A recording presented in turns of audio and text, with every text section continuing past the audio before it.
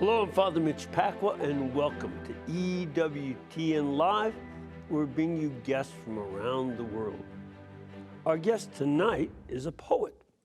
He's also a literary scholar and the Associate Dean and Associate Professor of Government for the Van Andel Graduate School of Government at Hillsdale College's Washington, D.C. location on Capitol Hill.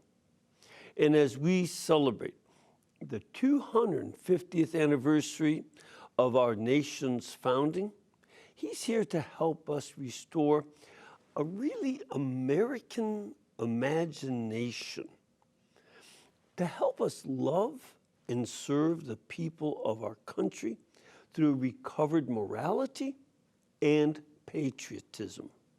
So please welcome the author of the new book, The American Book of Fables, Dr. Matt Mehan. Dr. Mehan, welcome. Thank you, Father. Good to have you here. Good to have you here. And this is a great gift that you've done. When did you publish this book? It came out May 19th of this year, just ahead of the semi-quincentennial. And this is one of the great things to celebrate these 250 years, that we have a lot of people in our culture who are hesitating about the American story. They hesitate about the American ideology. They don't have a sense of why we are the way we are. And a lot of folks come up with things they think we should be that are not part of our past. So this is a good story. Explain how it is you came to write this. I've thought for many years about how literature can impact civil society and the church, and how the imagination helps someone make good decisions. And that's always been this kind of nexus in my study and in my work as an educator in Catholic schools, but then also as a professor of government. And so that study of literature and political philosophy and ethics has always been in my wheelhouse. And as I studied, I learned from people like Thomas More and Socrates that it's actually really important to come up with good images, beautiful stories, fables, poems that take complex moral things and transfer them easily into the next generation, right? You're not supposed to make everything hard. You're actually supposed to make things easier on your neighbor. And so the images that you can do with poetry, the image maker, the poet, that allows you to deploy all kinds of beautiful moral teachings the way Christ did with parable, right? With images and stories. And that's really what set me on to take fables very seriously and try to revivify that tradition. And again, we know about various fables. There's the famous book by Aesop, a Greek writer of fables from many centuries ago.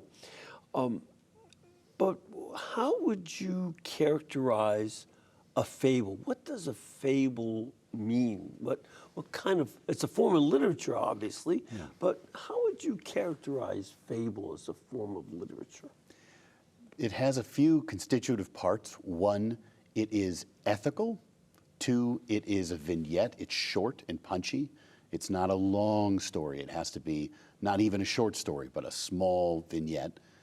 Three, it's the favored kind of teaching of complex moral dynamics in civil life.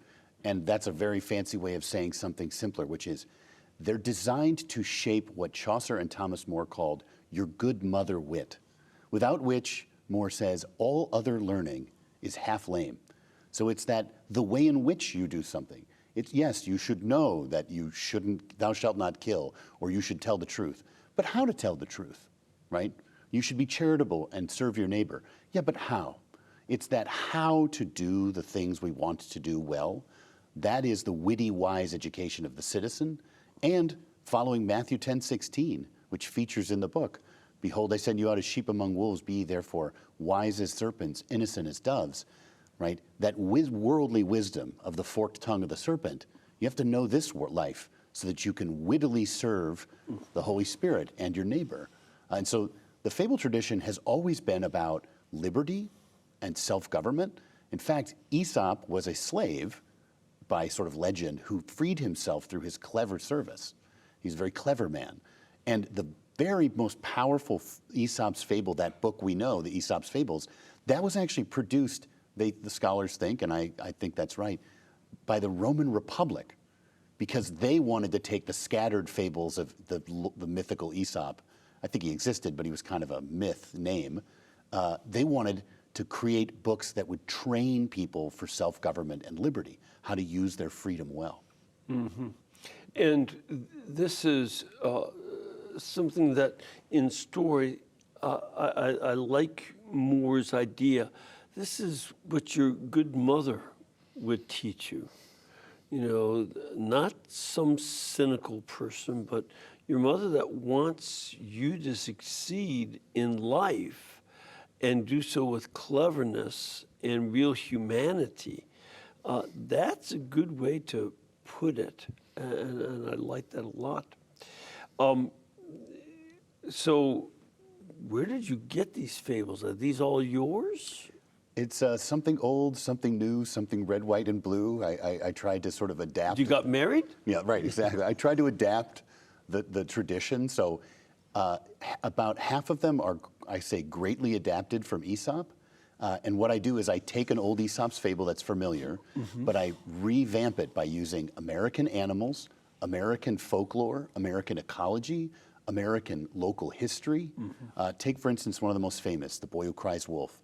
Well, I set that just south of Kitty Hawk, and instead of shouting wolf, he lights a signal rocket as a kind of testament to flight nearby, right? And the family that he's working for that comes out when he cries wolf with that signal rocket is the Body family, which is an actual founding family of that area. And the quay he's watching sheep next to has a wolf swim across from the only red wolf preserve left in America of the old East Coast wolf. Is that still there? Yeah, it's there. And they get off the property now and again. That's actually a big issue the EPA has to deal with today. So each fable is tied, and it's kind of a reinvention of the genre, kind of in an American. It has folklore, history, ecology, science, geography. And so that's about half of them. And then the other half are similar in tone and feel, but I wrote them to suit each chapter of the book, which it's worth kind of stopping and mentioning. It seems like a complicated book when you explain it, but it opens up quite simply. 13 chapters for the 13 colonies, but it goes into 13 regions of the country. And each of those 13 chapters has sections for littles, middles, and bigs. There's an acorn, a sapling, and an oak tree medallion for each section for the whole family to enjoy. It's not just a kid's book. It's an heirloom for the whole family. And each of those... So the acorns are for whom? For the littles. The squirrely men? Yeah, right. No, that's different. But that has nursery rhymes. Old Mother Goose, I present them as Father Goose's melodies. I'm sorry, that's what I am. Yeah. And some of those are new, and some of those are adapted and modernized, and some of them are just the old Humpty Dumpty you remember from your childhood. And then fables for middles, but it's really for everyone. And then for bigs, it's primary sources from the founding and the settlement of the country. People like letters from Abigail Adams and George Washington, and cowboys like James Cook on the frontier, and neat stories about making peace with the Navajo in New Mexico.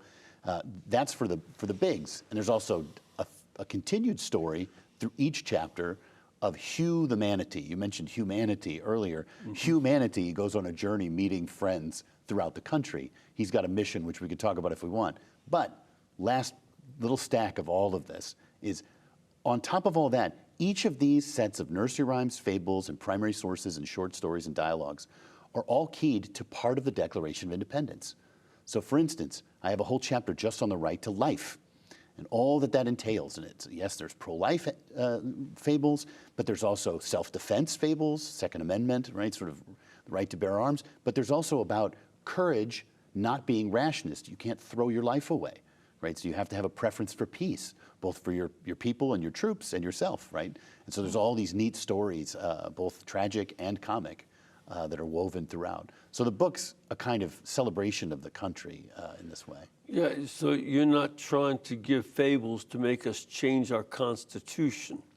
No, in fact, I wind up, the more I study, the more I think that the critics of our founding and our Constitution, really, it's a function of a kind of niceness with ignorance. And it happens this way. A nice and agreeable person will basically hear someone say something horribly critical about the founding and the country.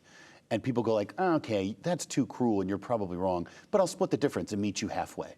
Mm-hmm. Well, you do that 1,000 times with people who hate the country and want to basically malign the founding generations and the principles of liberty in the Declaration and in the Constitution. And think how far you'll go. Half the distance, half the distance, half the distance. You're never all the way over to where they are, but you're very close to them.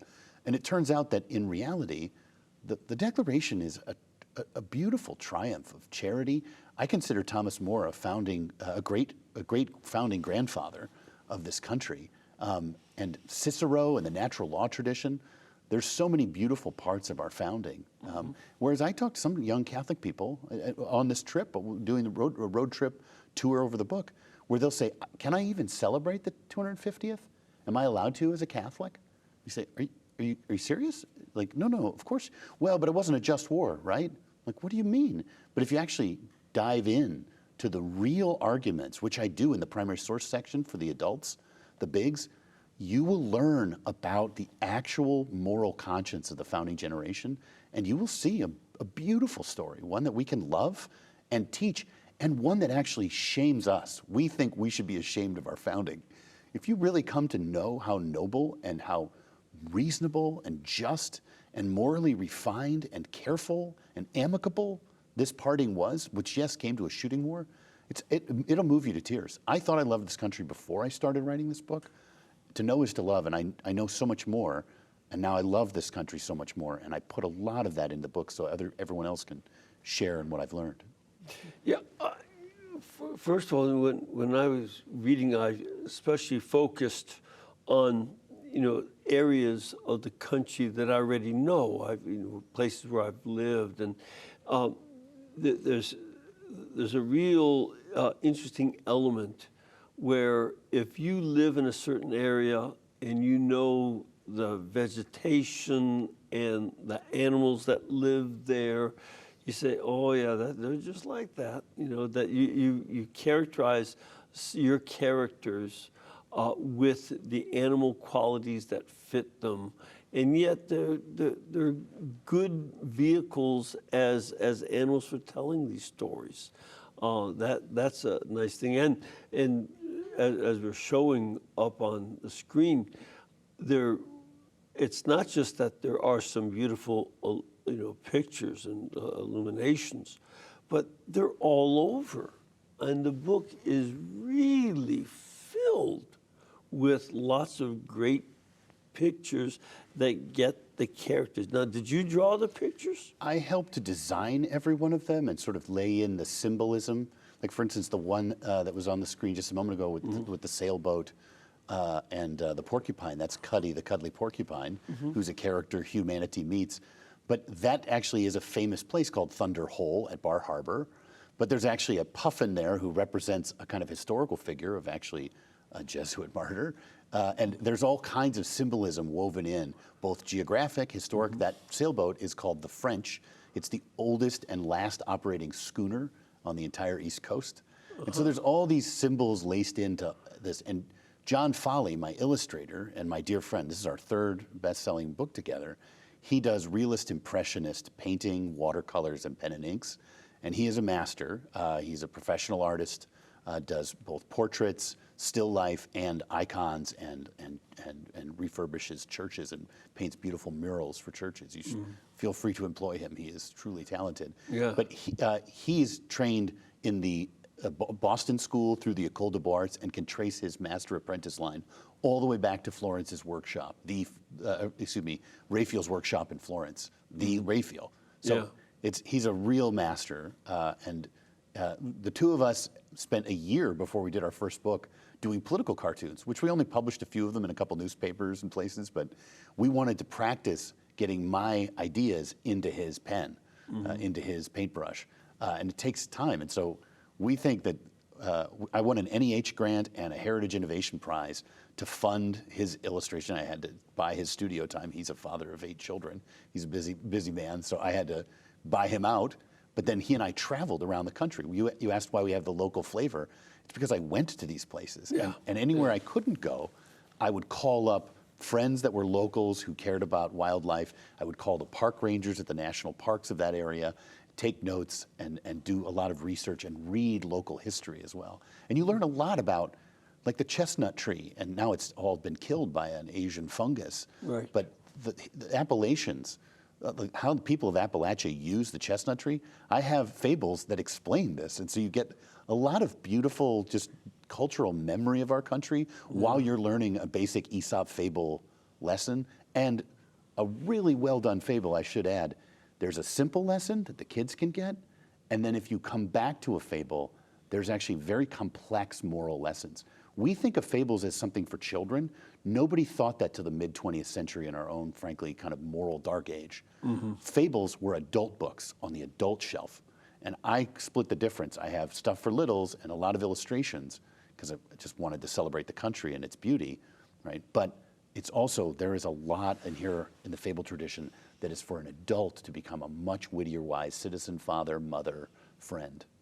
And one of the good things about fables is that as they enter into the speech, like the boy who cried wolf, this is, everything from a Tchaikovsky piece of music to cartoons to stories, that you can make a reference to it in conversation or in a speech, and everybody understands the morality you're getting at.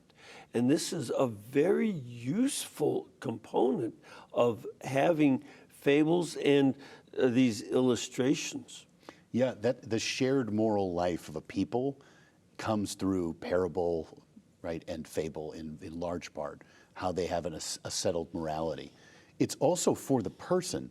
Seneca, the famous Roman philosopher who St. Jerome said is the one pagan philosopher that every Christian man must read, which I consider to be very high praise. Seneca says that when you make a decision, you have to go to the imagination like a pantry to cook a dish. And if your pantry is full of rotten or stale material, or if your ingredients are way in the back and you spend all your time searching for it, something's going to spoil. You're going to cut corners. You won't make a great dish. So having images that are handy, like Boy Who Cried Wolf, right, or the vain crow that the fox teases out of the cheese, right? These kinds of those shorthand, having more of those and lots of them, that is the shorthand for quick decisions. When you buy a house, there's a slow prudence. You weigh pros and cons. You talk to other people. You consider. You and your wife weigh the question. You look at your finances. You talk to the bank. Those are big decisions, and those require slow prudence. But there's another kind of lesser prudence of all of the fast decisions you have to make. Should I go on that overnight? Or, Mom, can I go on that overnight? Right?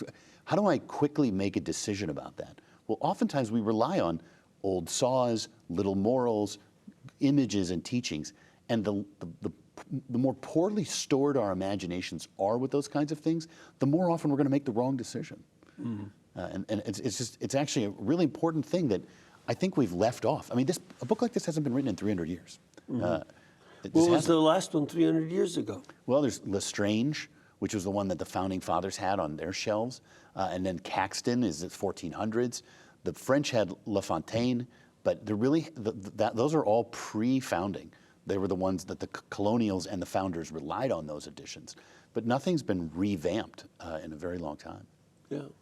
Yeah, these are important things. And when you think about even the Gospels, people, will quote Christ with almost no awareness that it was he who said it. Well, give to Caesar what is Caesar's. That they don't know where that comes from. It's just in the ether. It's just kind of around. Or it's a case of the blind leading the blind. They have no idea that this is something that Christ had said, and he was quoting the Old Testament. They have none at all. And even the golden rule, do unto others as you'd have them do to you. This is, or judge not, lest you be judged. They just don't have any idea. But it's part of the cultural discourse. This forms the way, and these are good sources. Whereas when people don't, first of all, when they don't have any kind of an understanding of God, yet alone a love of God, and they don't have this wise discourse, you see in our culture in recent years that there is a very vicious and angry discourse of rejection that goes on quite a bit. People get harmed, kicked out, all this. That's part of a discourse where people don't have that good mother wisdom that helps them reflect. Yeah, so two things that jump to mind that I think the American Book of Fables tries to address with regard to that. One is another great poet, but a line that's sort of to gentle our condition, right? That we want to gentle our condition. That gentleman and gentle lady, that gentleness, that word is a nice modern one, but the old one was humanity. This is why I have a lead character, humanity, humanitas. It comes out of Cicero, that we actually have to treat each other with freedom, dignity, and respect, and that we should never break the bonds of friendship. Even Augustine says, you can stab the heart of your enemy at war with perfect charity for him. Meaning, even when you have to put someone in prison or kill them in war, you should still have affection and charity. We've forgotten this deep truth of our human nature, that we're supposed to preserve the social bonds. And that's why Cicero features greatly in Humanitas, and humanity as a sort of republican tradition come alive in that way. And then the other thing that I think is part of the reason why people fall to this sort of bitter, vituperative, cruel cutting, literally cutting relationships off, right? Especially civic ones. Yeah, we see that with the whole cancel movement. Cancel that people culture, cancel exactly. But as a culture of canceling. But part of it is they already feel alienated. And how you become alienated is, the scripture is beautiful. Noah's curse to Ham, that your children will become slaves in the household. Meaning, you are not honoring your father Noah, Cham or Ham, so your kids will see you treating me badly, which means they won't be connected to the chain of paternity, the chain of families, and they won't feel like they're sons in a long line of families. Well, that's piety. That's the virtue of piety. The virtue of patriotism is the one that makes you feel like you're in a long line of citizens and founders and leaders who've sacrificed. Those soldiers who died at D-Day, the founding fathers who fought for independence, the people who settled the country. De Smet, I write about De Smet, who tried to convert the Blackfeet and converted many others. My ancestor, Joseph Labarge, who took De Smet up. All of these beautiful stories, that patriotism, the way that comes about is gratitude, which means someone has to give you the images and the history and the stories that call your imagination to go, I have been given so much. And because I've been given so much, I feel grateful and bonded and unified with these people, with this country. And so then you feel duty bound to preserve those bonds. And that's why I try to tell this story so beautifully, to sing America, because there's no other way to be a duty-bound soul of service than to feel grateful to God, to your family, and to your country. Those are the big three. Yeah. I think you see that breakdown as people are sometimes not being taught, or at least they certainly don't learn that history. And as a result, they don't feel any kind of link. And that is something that is taught and passed on. I personally knew my family members that came from Europe to settle in America. They didn't come on the Mayflower. They came on a ship from Hamburg, Germany, after they walked there from Poland. And, we learned a love of the nation and that connectedness that was, taught to us. This is what I think you're doing. And the way you come to love the country as an immigrant is through adoptive love, right?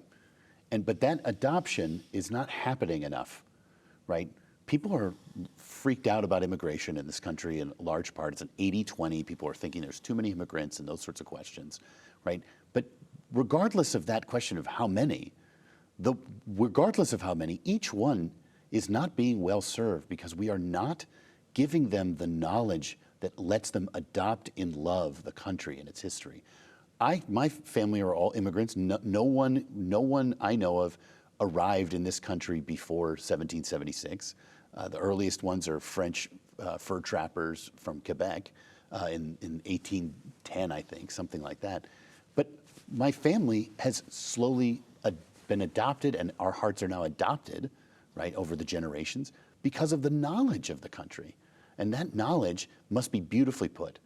Sometimes we think we're doing a good job by teaching history scientifically.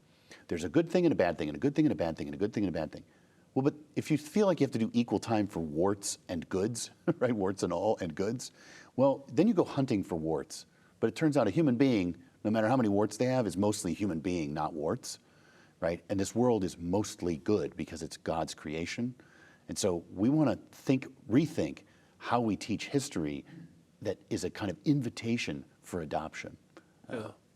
And of course, that has a lot to do. I think I've gone over American history books with parents and their children, and it was appalling. And I actually saw one history book that had a page on George Washington, but 6 pages on Marilyn Monroe. That's what I would call disproportionate. I would say prurient. No, there's all kinds of problems with the way we teach history. There's 2 types, though. There's poison and there's trash. There are bad people who want you to hate your country and they write textbooks, and that's not good.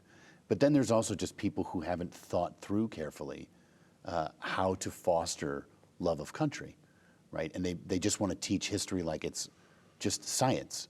But history is first, right, a careful shaping of the heart towards patriotism, and then an equally careful introduction to the realities of the failings of our forefathers. Yeah. We don't do it correctly anymore. It's all failings first, right, and all presentism, and it should be their virtues first, and then we see their vices. Yeah, one of the guests I've had a number of times is a physicist who calls it not science or scientific, but scientism. Scientistic. Yeah, this is more the way that it is. If you want to follow Dr. Matt Mehan on X and Instagram, you can do that by going to @MT Mehan, and that's MEHAN. MT Mehan, MEHAN. You can follow that if you know how to get on those things. Some old people don't know how. If you do follow me on social media, you'll think less of me, but more often. That's okay. We have to take a little break, and we'll come back. We want to get some of your questions and your comments, so please stay with us.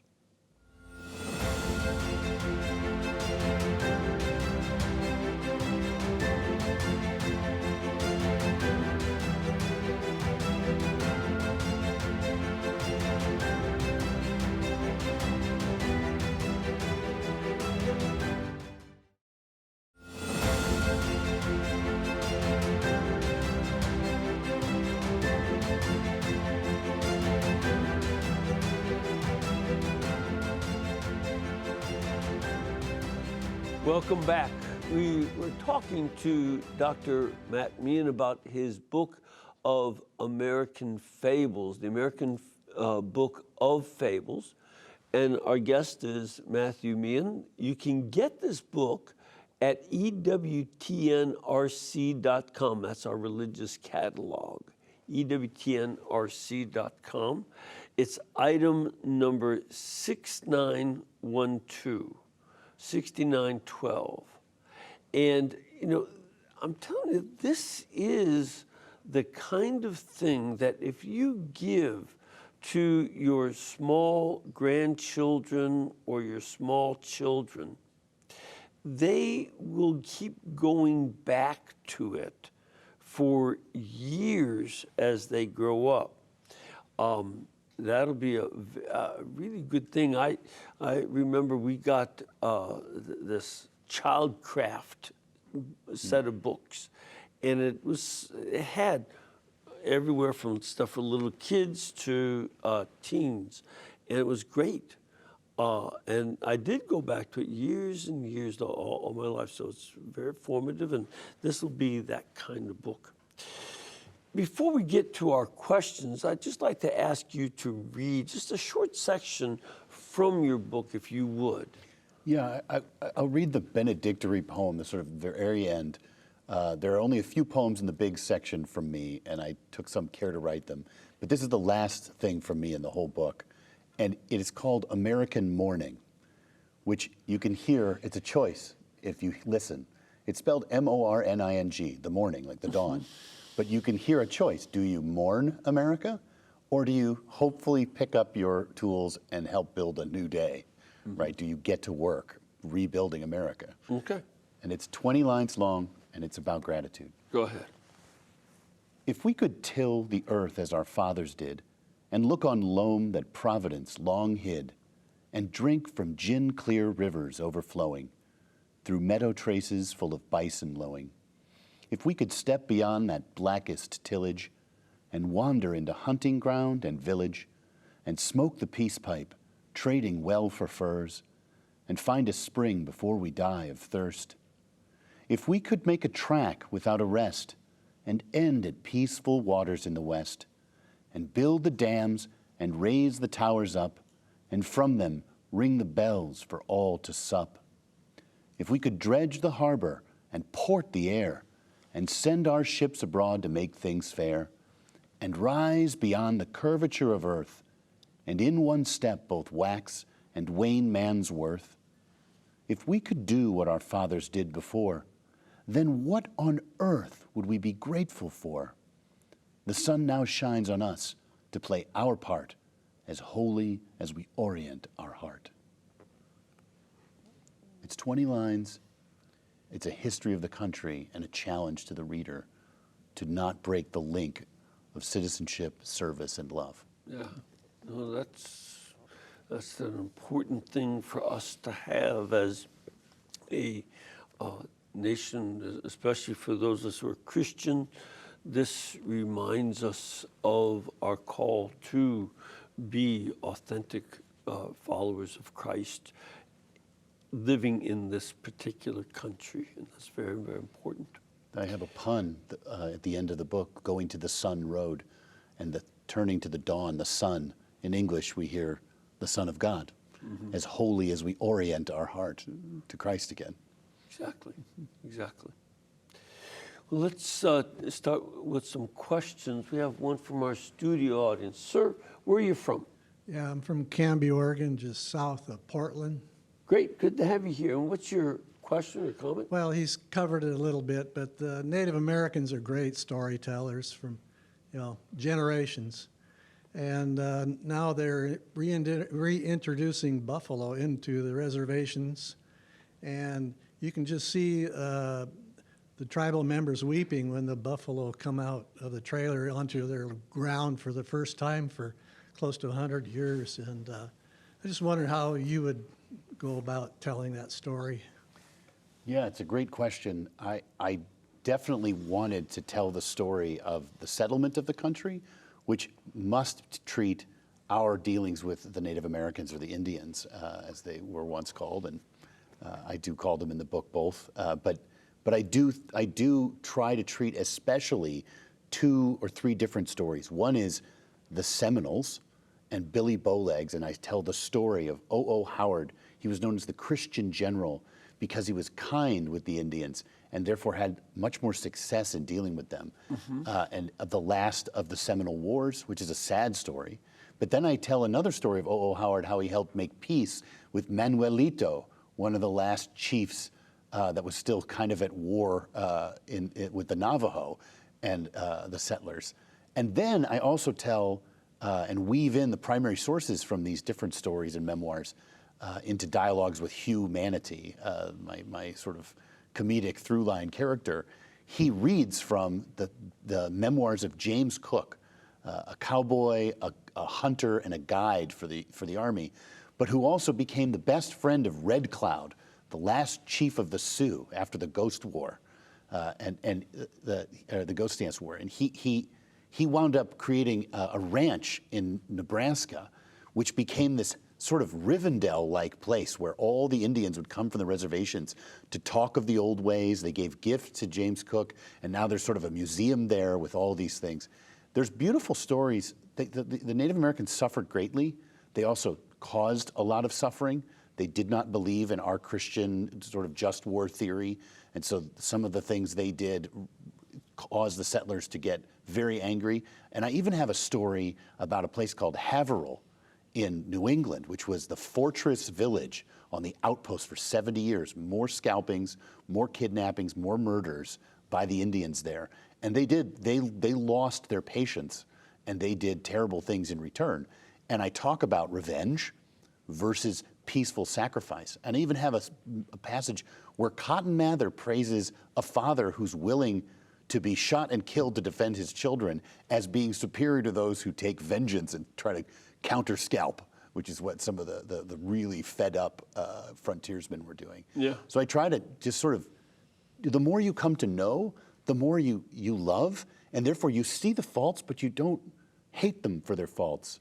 You love the Native Americans and the settlers, because both didn't act perfectly in the settlement of the country. But it's a story worth telling, and it really does move one to tears. And then I also talk about the buffalo and the reintroduction of the buffalo. There's actually a character, Paul the buffalo, who likes to quote the letters of Paul slightly out of order, but he's got sort of scripture on the brain.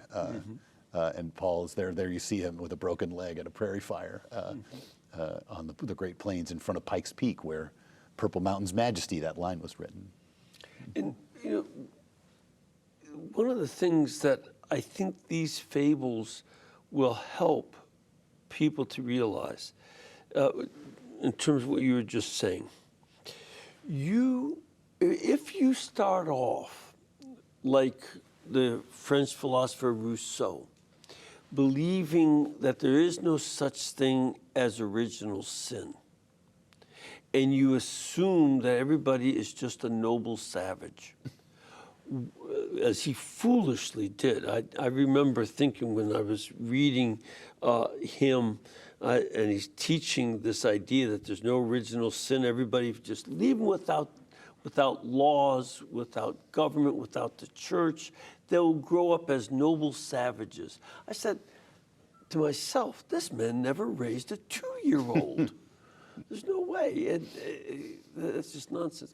But such people, as happened during the French Revolution in its second stage, when they do come across people that don't agree with them, become even more outraged, and they become more vicious because they don't have a way to incorporate their own sin and other people's sin, and the idea that we're all in this together trying to be good.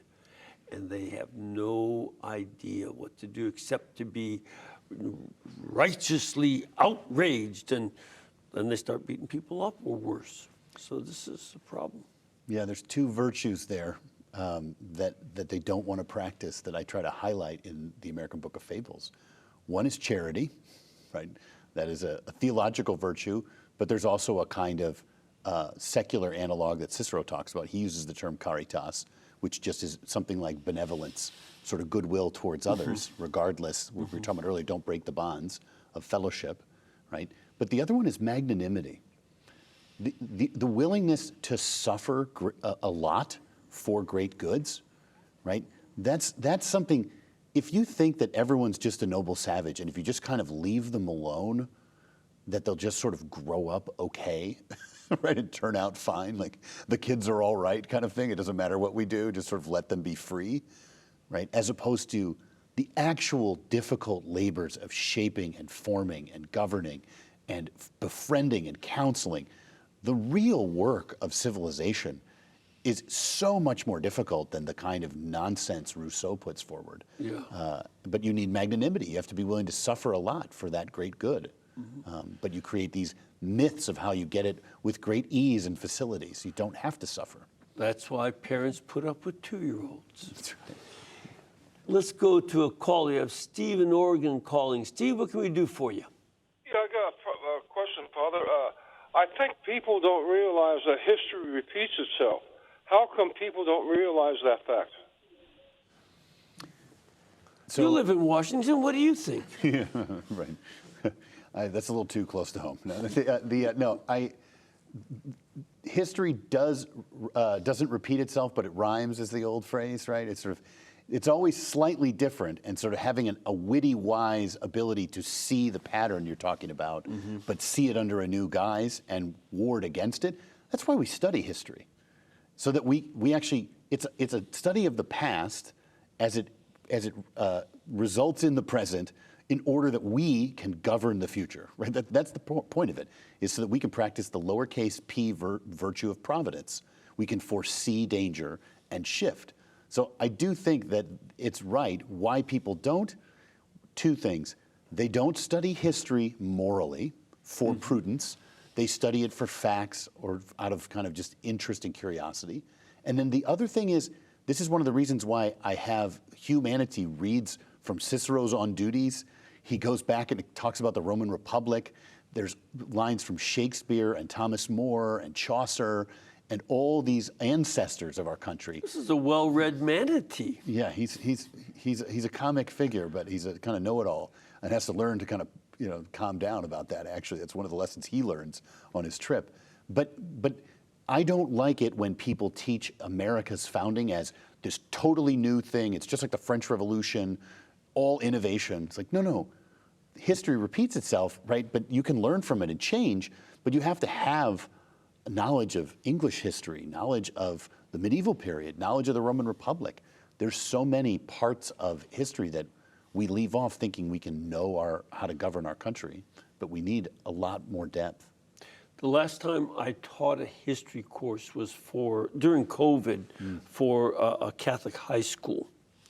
And what I did, I thought, I'd never taught history before. Taught Bible and things, but never world history. And I focused on having my students read primary documents. I had them read the Enuma Elish and other documents of the ancient world rather than a textbook. We didn't have a textbook. And this, I wanted them to get into the pattern of learning what did the ancients actually do and say, not what I'm summarizing and giving you a date to memorize to connect a dot to, some other event. No, read what they said. So as the kids say, into my veins, I totally agree. I've actually helped work. There's a great textbook you can get on Amazon called Becoming Rome that I helped work on by Bill Dardis and Tom Cox, 2 colleagues and friends of mine. 70% primary sources. Another way of saying everything you just said is people have to have an encounter with other souls, because we imitate virtues that we see inhabited in others, and you have to know them. So if it's all at a distance through these sort of long narratives, which is a very modern convention, and it's not how we used to teach history. We used to teach history like this, right? Sort of Plutarch's lives with statements, analyzing a particular life, biography, memoir, but also their letters, their primary sources, their thoughts, their poems, their histories, Yes. and thinking about them personally. Exactly. We have to do that again. And this is, by the way, people want, and I want people to care about liberty and equality and rule of law and the rights of life, liberty, and the pursuit of happiness, and understand those as securing religious liberty to pursue happiness unto heaven, which is a theme in the chapter on pursuit of happiness in the book. People want all those things, and they're going to just teach them like civics lessons. Thomas Aquinas is very crucial about the virtue of patriotism. It's most appropriately anchored in the love of persons. Yes. And so if you love the founding fathers and you come to know them and their lives and their thinking, that is the guarantor that you'll care about the principles of liberty, justice, rule of law, natural rights. It's hard to fall in love with a principle. It's much easier to fall in love with a person. But education today frequently so denigrates those persons and makes them despicable that their principles also become despicable. And this is where that's the opposite I side. actually do think, forgive me for speaking very generally and polemically, but writ large, team bad guy knows this, and team good guy doesn't. So team good guy is like, no, fine, you can rip George Washington to shreds, but we got to protect the Declaration. That's not going to work. We're not going to do that. Why would we care about something that was produced by people we find execrable? Yes. Right. We have to come to love these founders. And frankly, they don't. We have a question from our studio audience. Sir, what can we do for you? So I had a question going back to the beginning. It's kind of a two-part question. One is you talked about the importance of fables. Do you think poetry also has a similar importance within the shaping of context that fables and poetry does? And along that line, is there a lot of American poetry that we can look to for that sense, both in the book or elsewhere? Yeah, Thank you. That's a good question. Yeah, a great question. So writ large, poetry, poesis from the Greek, right, just means making of images, imitations of nature. So the fable and the poem or the poet or the fabulist, they're doing the same work in one sense. And I actually cheat, and I have fables that are poems and poems that are fables and kind of cross the genres quite a bit throughout.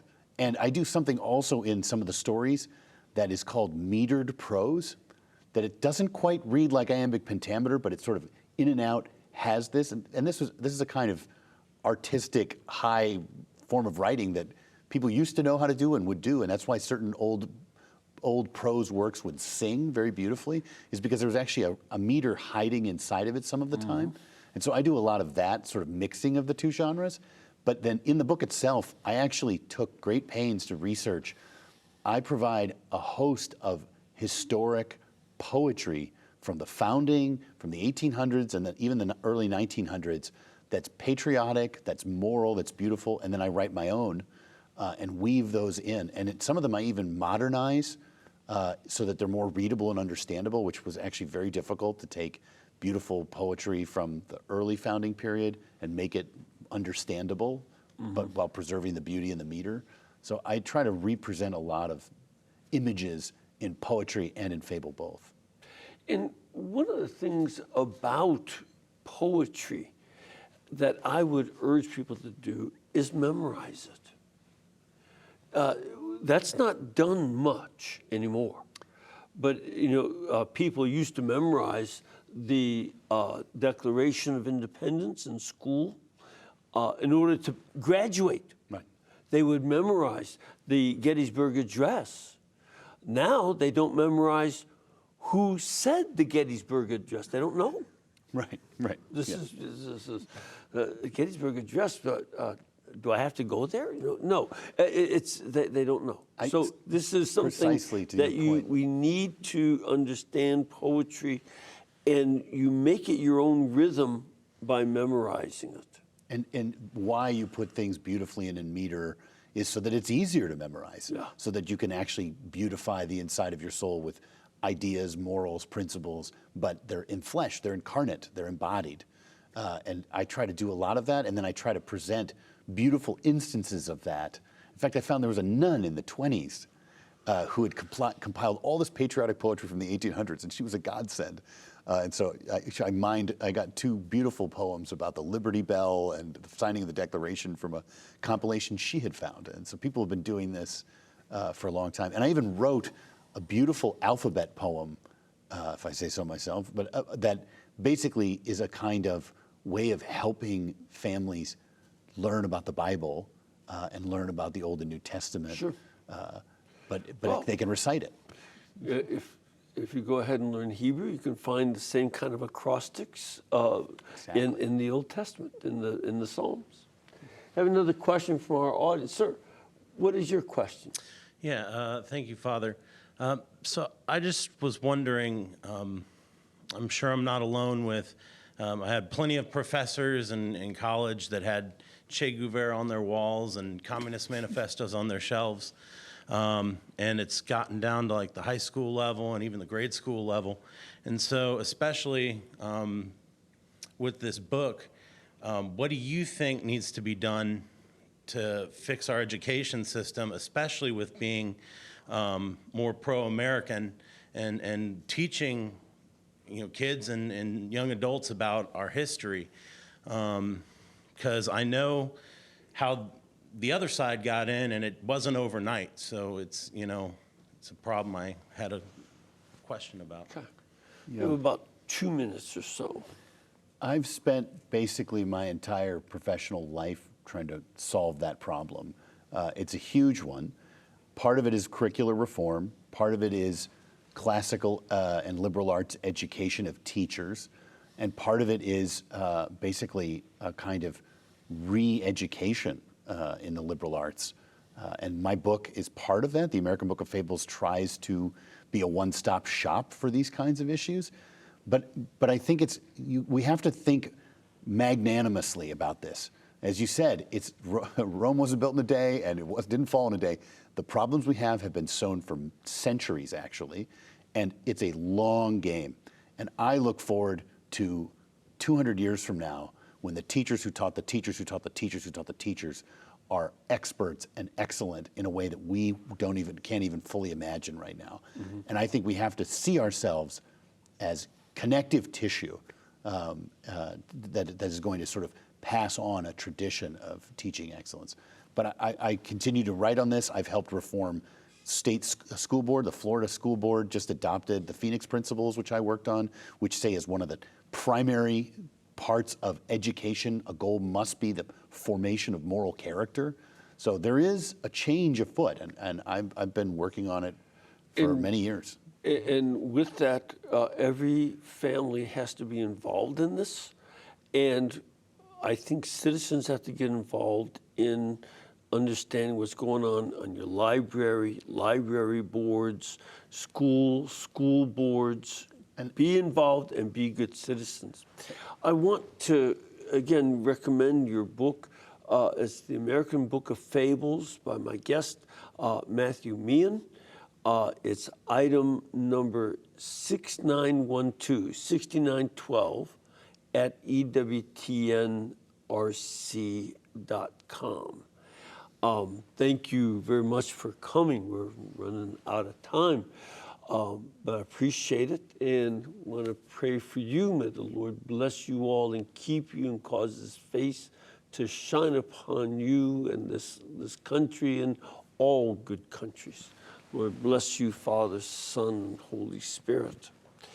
And again, remember, in the summertime, I know a lot of you go away, but I want to remind you that our bill collectors don't. They're here. And we really need you to keep us in between your gas bill, electric bill, and cable bill. We have a lot of bills that we have to pay throughout the summer, and your support is our only support. God bless you, and thank you for your help.